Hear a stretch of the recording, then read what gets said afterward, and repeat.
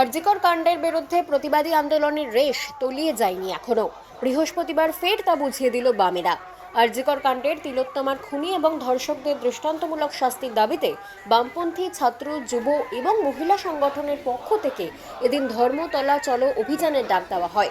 বিভিন্ন জেলা থেকে আগত বাম ছাত্র, যুব এবং মহিলা কর্মীরা এদিন দুপুরে হাওড়া স্টেশনে জমায়েত করে সেখান থেকেই পায়ে হেঁটে হাওড়া ব্রিজ হয়ে ধর্মতলার উদ্দেশ্যে রওনা দেয়।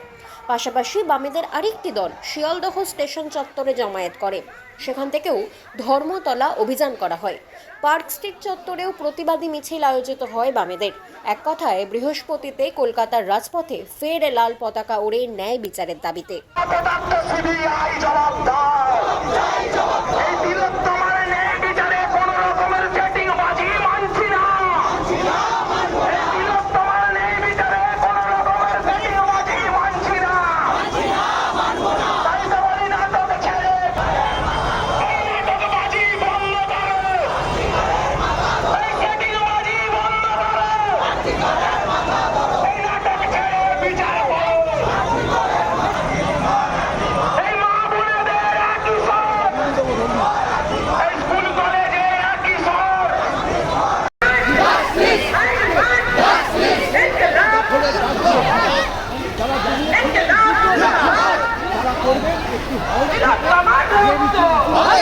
বাংলা খবর, আপনার রাজনীতি, আপনার আওয়াজ।